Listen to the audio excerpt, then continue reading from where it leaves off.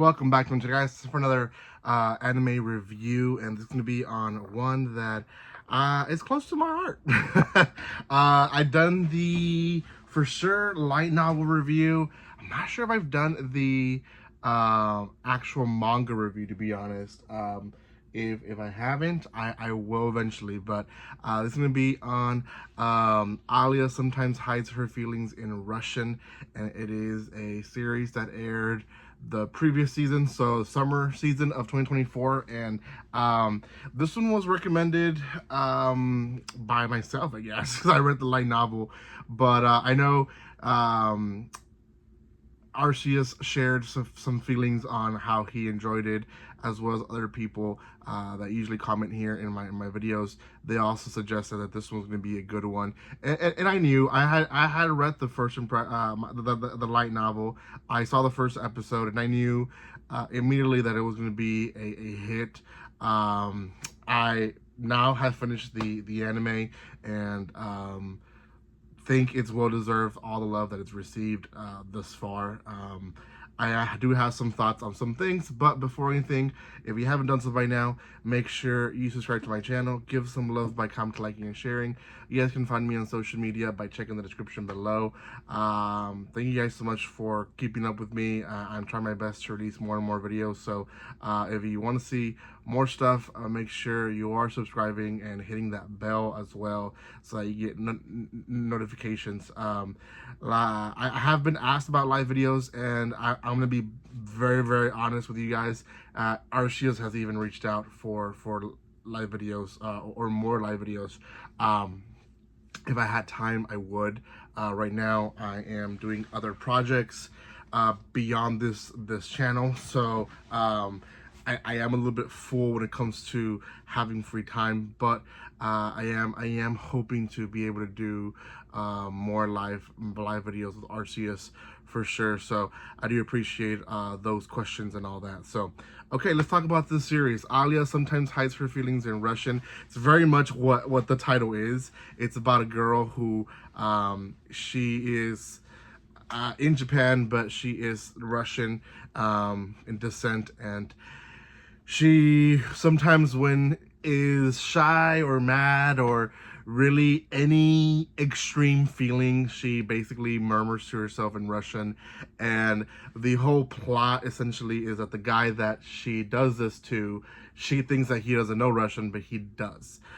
He in fact had a friend who I believe was her, but they don't know each other, know it yet, that he learned Russian for, and he also learned Russian with watching movies with his dad. So he learned Russian, and he is really passionate about it, but he doesn't tell her. He doesn't, no one knows, right? There's a point where he hangs out with his sister, and we think that he's gonna maybe reveal that he knows Russian, but he actually doesn't. So the whole trope really revolves on that. And I say that because a lot of the cute and fun scenes between them two, the very typical rom-com scenes that we see in other series. So because of how cute they portray her, and perfect but also dipsy at the same way, they do a really good job in it feeling as a unique series. But if you stop and think, all the little tropes that they use throughout the episodes, it's very similar to a lot of animes. And again, it's a rom-com, so there are gonna be repetitive stuff. I mean, there's just so much you can use. So you have the whole they're gonna share a spoon, and it's gonna be an indirect kiss scene. And then you had the when they go to the mall and she's trying cute outfits for him scene, and how people are passing by and they're like, oh, they're a cute couple. They're like, oh no, we're not a couple, right? So there's a lot of little tropes that are very repetitive in rom-coms that I saw in this. I like the whole secrecy of it. Also, that was unique in itself, and again, it all falls into that uniqueness that she knows Russian and everyone doesn't. There's always a more, I guess, extroverted character, and then the more like reserved character, and she's the more reserved character. it does get to the point where their friendship is pretty much established, and then he decides to run with her as president of the student council. And I would say like halfway and then to the end, that's essentially what the rest of the series is about, is her and him running together as student council president and him as, I guess, her vice. And they encounter different competitors, one being his own sister, who no one knows that they're siblings, but they are. And then another one who is someone that he ran with in the past. And there is a lot of drama behind that, I guess, but also a lot of like relationships and build up through those things that we established the characters as well. So it's very much needed in the story. It's definitely gonna have a second season. The way it concludes, even though there's a conclusion with the whole voting, well, not really voting. Actually, they don't really go to voting yet. They just basically decide that they're gonna run together, and they debate, and that's about it. But it almost ends as if they were going to release more episodes and they didn't. So there's definitely going to be more episodes. I know that but by the time it was on the 12th episode, they knew it was going to be, it was already a hit. So they probably have a second season already promised. I'm not really sure. Let me know in the comment section if you do know. But I'm pretty much 100% sure that they will, just because of how they ended the season. It just really ended in an open-ended way. There was no reveal. There was no, other than, you know, them really sharing some feelings to each other, not really much. So he still hasn't confessed to her anything about his past.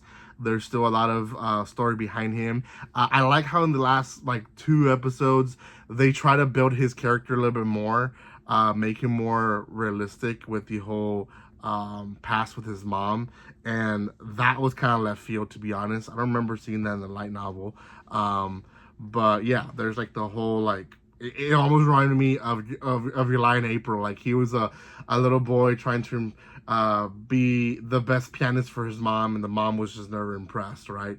So that was a little bit left field, but yeah, they did build his character up. I think out of all the episodes, my most favorite one is how they become the friends. Now the series starts with them already kind of being friends, so like in the 4th, 5th episode we get a little flashback of how they became friends, and I think that's probably my favorite episode of the whole season. There's like the whole bonfire and dance going on, and her helping with the whole festival, and really seeing her as a character and seeing why she is, or why she does the things she does and the way she does them.